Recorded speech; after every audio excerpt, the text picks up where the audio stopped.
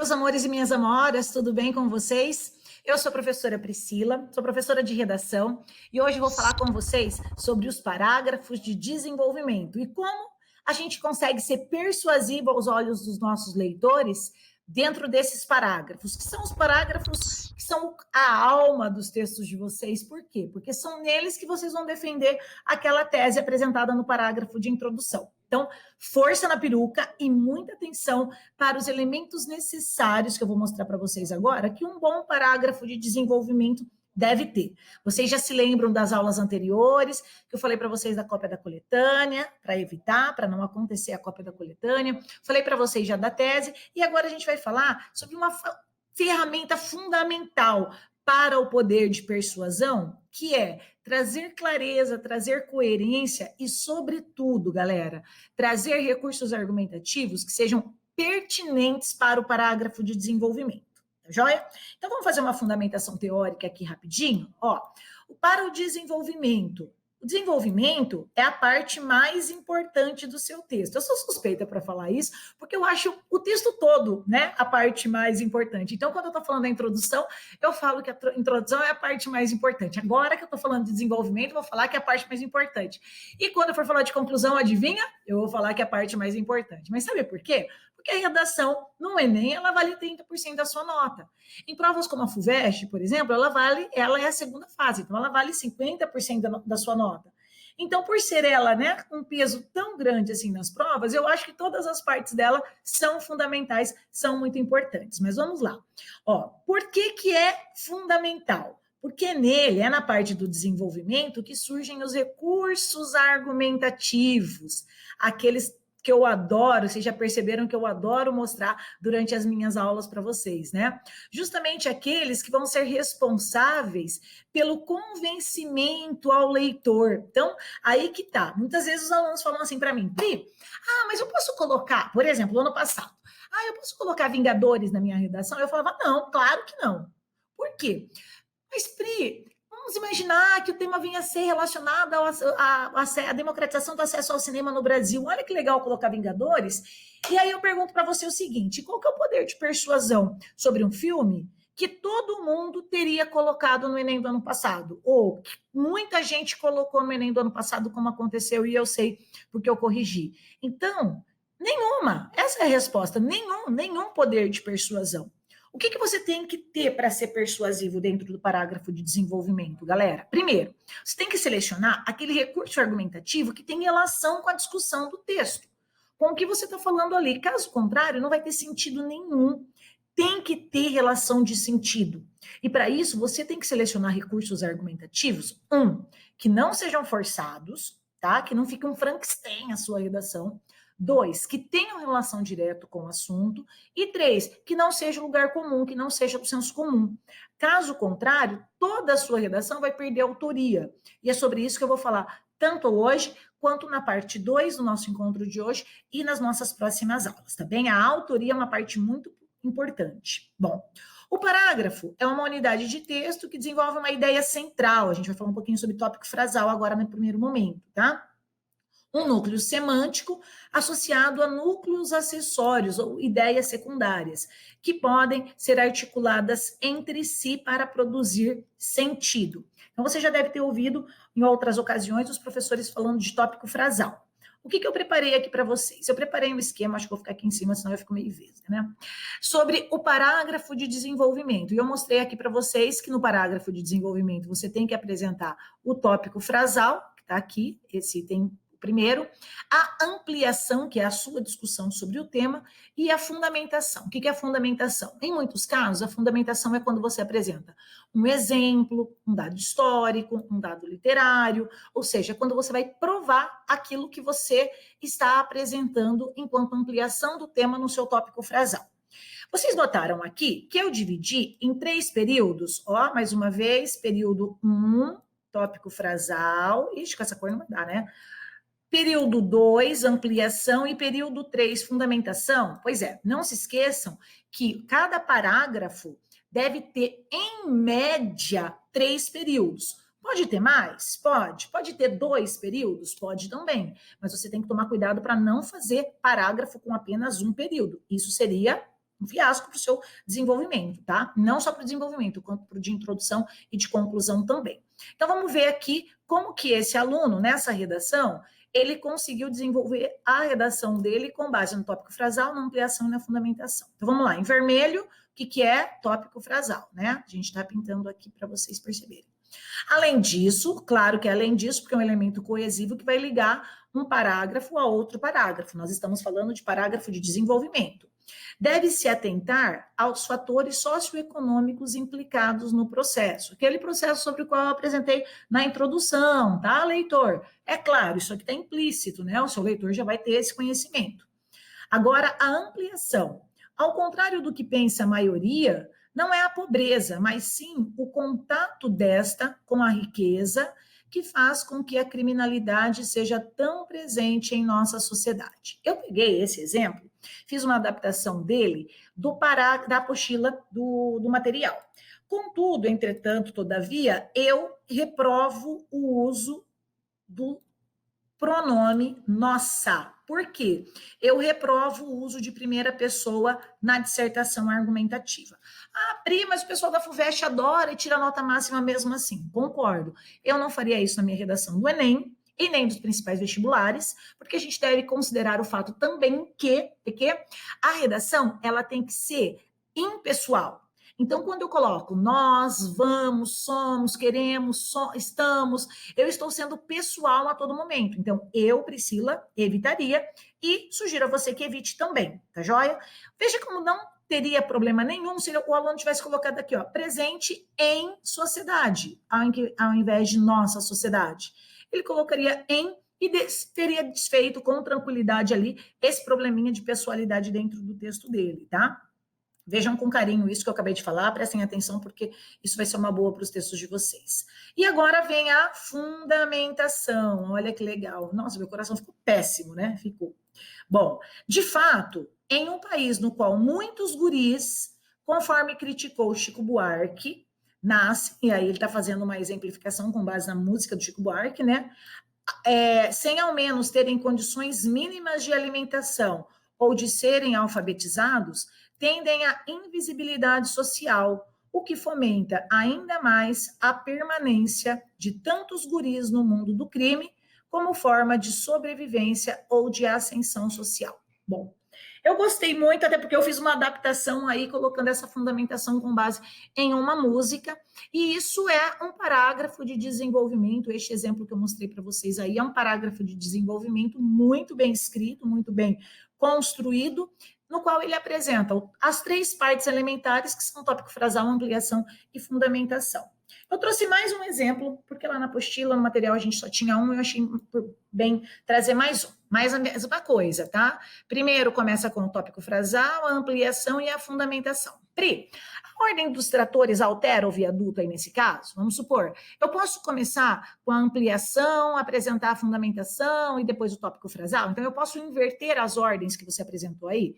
Pode, claro que pode, você pode fazer, desde que você apresente os três elementos dentro do parágrafo, de qualquer um desses parágrafos de desenvolvimento, tá tranquilo, tá? Você tem que apresentar os três elementos, agora a ordem dos fatores não altera aí, tá joia? Então vamos lá. Esse exemplo é um exemplo de uma redação de uma aluna. A aluna tirou 1000 ano passado na redação do Enem, quando o tema foi acesso à democratização do cinema no Brasil, e ela fez essa redação em sala de aula. Na verdade, essa não é a redação dela do Enem, mas foi uma aluna que era uma aluna que escrevia bastante bem, e por isso eu trouxe o exemplo da redação dela sobre campanhas anti-vacinação e os problemas relacionados a isso aqui para a nossa aula de hoje. Joia? Então, ela escreveu assim, ó. Nesse sentido, a imunização passiva é fundamental para evitar o contágio e a proliferação de infecções virais e bacterianas que ameaçam a homeostase do corpo humano, sendo, em muitos casos, legal que ela não generaliza aqui, né, ó, o único meio de erradicar inúmeras doenças no país. Então, até aqui, ela apresentou o tópico frasal dela, certo? Tudo bem? Quando a Amanda Bossa já estava escrevendo bem assim, a gente já podia imaginar que dela viria um 980 e, por todo o trabalho e esforço dela, veio 1000 e a gente fica muito feliz por isso também. Claro que não é com essa redação, né, gente? Essa aqui é uma redação que ela fez o ano passado e eu estou trazendo. Apesar disso, a ampliação Parte do corpo social, denominado movimento antivacina, alega distopicamente a ineficácia do antídoto para a proteção contra os antígenos e, além disso, denunciam efeitos colaterais supostamente letais para as crianças, supostamente letais. Agora vem a fundamentação. Logo, essa difusão de notícias falsas resultou, infelizmente, no ressurgimento de viroses e bacterioses antes eliminadas no Brasil, como a poliomielite e o sarampo. Olha a exemplificação que ela traz aqui. O que mostra a falta de responsabilidade e a negligência com a vida por parte de indivíduos imaturos e alienados por informações falsas. Então, vocês notaram aqui com a construção desse parágrafo, com essa exemplificação que eu trouxe hoje para vocês perceberem, que no tema, né, para o tema de vacinação, ela também apresentou o tópico frasal, a ampliação e a fundamentação dela. É um parágrafo que contém 3 períodos, é um parágrafo muito bem desenvolvido e que a gente pode dizer, sim, de fato, é um parágrafo de desenvolvimento pleno. Ele não está no senso comum, conforme eu disse anteriormente para vocês, não falou de revolta da vacina, porque revolta da vacina seria, obviamente, o senso comum, né? Ele trouxe personalidade, os recursos argumentativos dele são legítimos, a gente sabe, são pertinentes ao tema, totalmente pertinentes, não é um Frankenstein, não é aquela frase desconexa de assuntos aleatórios que o aluno fala, eu vou fazer um Ctrl+V, Ctrl+C, eu vou pegar esse modelo pronto e colar aqui na minha redação. Não é isso, vocês percebem que a pessoa, ela estudou para fazer essa redação, ela sabia escrever sobre esse tema, e isso a gente percebe muito claramente ao analisar a redação dela, não é verdade? Então, é uma redação que tem autoria, não cai no senso comum, é persuasivo, traz um recurso argumentativo muito bacana e tem todos os elementos do texto. E é isso que eu quero que aconteça com os seus próximos parágrafos, para que você também consiga fazer parágrafos de desenvolvimento assim, tá bom? Ó, combinado? De dedinho? Então, vamos lá. Bom, um dos elementos necessários, fundamentais para a sua redação também é a coesão. E essa coesão, que é essa ligação entre as ideias, por isso que eu até coloquei essa imagem aí, que é esse encaixe entre as ideias, eles têm que estar presentes, essa coesão tem que estar presente tanto no parágrafo de introdução quanto no desenvolvimento no de conclusão, certo? Como que a gente vai analisar isso? Eu vou dar aula ainda para vocês só sobre coesão e só sobre coerência, mas agora, nesse momento, a gente não pode esquecer que a gente tem que ligar o parágrafo de desenvolvimento por conectivos, ou seja, as conjunções, né, os conectores, ou com os ganchos semânticos, com as ideias que a gente vai construindo para trazer as ideias dos parágrafos anteriores, para que haja uma linearidade, uma progressão plena entre as ideias. Isso é muito importante. Tem que ter a coesão que é feita pelas preposições, pelas conjunções, pelos pronomes, e tem que ter os ganchos semânticos. Por exemplo, se eu falar assim, em Paris aconteceu tal coisa, aí eu dou continuidade e no período seguinte eu coloco, então, a capital luz... Porque capital luz é um gancho semântico, é um gancho que me faz remeter a ideia de quem? De que lugar? De Paris. Ou então, para não repetir Paris, o que eu posso fazer? Eu posso falar, primeiramente, num período Paris, e um gancho semântico no outro período, eu posso falar a capital francesa, porque daí eu estou fazendo uma ligação semântica sem necessariamente repetir a palavra Paris. Isso é muito importante. Então, além dos elementos coesivos, nós temos esses ganchos, que são muitas vezes explicações que fazem referência àquele outro termo anterior, tudo bem? Vamos supor, se você está falando de um escritor, primeiro você começa falando do escritor, e depois você fala o nome dele, né? Por exemplo, a escritora Clarice Lispector, na obra A Hora da Estrela, tananana. Aí você continua no período anterior. A autora, ao afirmar que...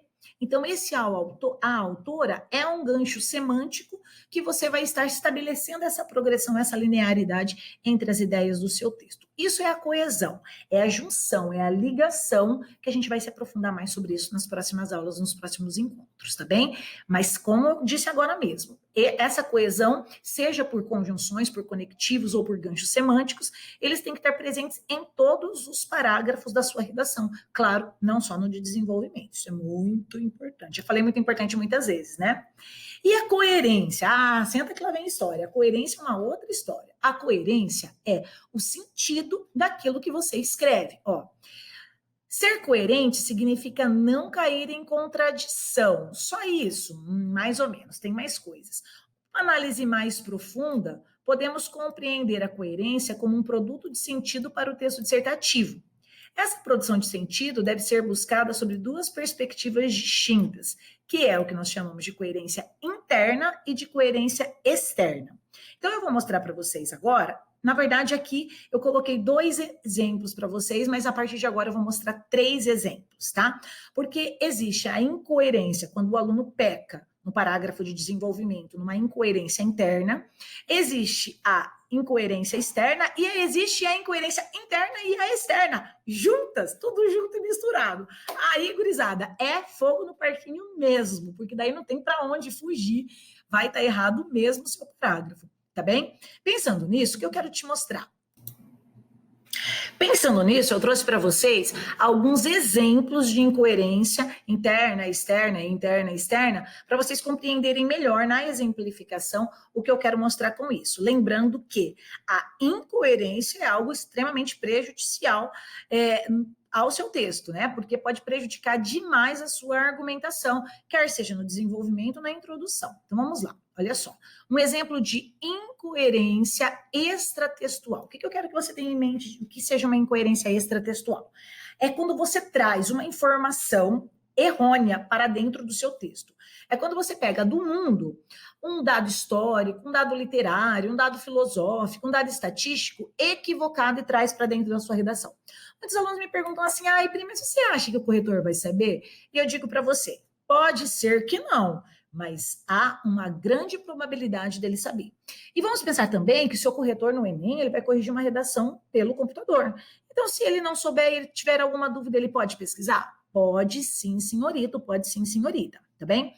Então, vamos lá, vai ficar muito claro para você o que é uma informação equivocada dentro do texto agora. Olha só, no contexto atual, incoerência externa, tá? É correto afirmar, hoje, então, é correto afirmar que a Revolução Industrial, que ocorreu em meados do século XI e que teve influência positiva para o aquecimento global. Influência positiva, ou seja, a Revolução Industrial, que ocorreu em meados do século XI, galera, teve influência positiva para o aquecimento global. Por isso mesmo é que teve influência para os países da Europa, só da Europa. Então, vejam, todas essas informações aí que não foram realmente pensadas, pesquisadas, estudadas, elas não têm nada a ver, elas não têm coerência com a realidade aplicável, certo? Com a história. E como não tem relação com a história, consequentemente, elas são um exemplo de incoerência extratextual. O aluno traz, de lá de fora do mundo, pensa que aqui está o mundo, ele traz de fora para dentro do texto dele uma informação equivocada, uma informação errada. Por isso que é extra, você traz de fora do seu texto para dentro dele uma informação equivocada. Por isso que é uma incoerência extratextual. A informação vem de fora para dentro errada, beleza? No próximo exemplo que eu vou mostrar para vocês, nós trouxemos aqui uma incoerência intratextual. É quando o aluno se contraria dentro do texto. É quando o aluno ele faz uma afirmação e logo na sequência, ele, ou no parágrafo sequencial, ele se contradiz com relação àquilo que ele estava mostrando. Por exemplo, embora essa convivência esteja presente na vida das pessoas, então, embora essa convivência esteja presente na vida das pessoas, ele fez uma afirmação, ela não existe mais na sociedade em geral, uma contradição. Pois ninguém respeita ninguém, e isso é o que provoca tantos conflitos entre as pessoas na atualidade. Veja, a pessoa começou a fazer uma afirmação aqui. Qual que é a afirmação? Embora essa convivência esteja presente na vida das pessoas. Essa boa convivência, olha a palavra boa aqui, ó, adjetivo aqui, ó. Como se essa convivência fosse bacana. Na vida das pessoas, ela não ocorre mais porque ninguém respeita ninguém e é isso que provoca conflitos. Então, o aluno ele não assume uma postura, ele vai se contrariando, ele vai se contradizendo. Isso é uma incoerência interna, tá? Intratextual. Ele afirma e nega, afirma e nega. Isso é uma incoerência intratextual. E, por fim, nós temos um modelo de incoerência interna e externa. Ou seja, o aluno traz uma informação de fora do texto dele para dentro erroneamente, e ele ainda dentro do próprio texto, ele constrói uma ideia errônea também. Ele faz uma afirmação que ele a nega logo na sequência. Então vamos lá. Atualmente, minha opinião sobre esse advérbio aqui é que vocês não devem usá-lo na redação de vocês por ser senso comum, tá? A convivência entre homens e mulheres sempre foi turbulenta. Então, veja, ele acabou de colocar atualmente e aqui ele coloca sempre foi. Isso já é uma incoerência, né? Uma incongruência. Na disputa entre os direitos trabalhistas, o que não ocorre mais hoje. Então, atualmente, sempre foi, mas não é mais. Isso aqui é uma caracterização de incoerência interna. Agora ele vai cometer a incoerência externa, quer ver?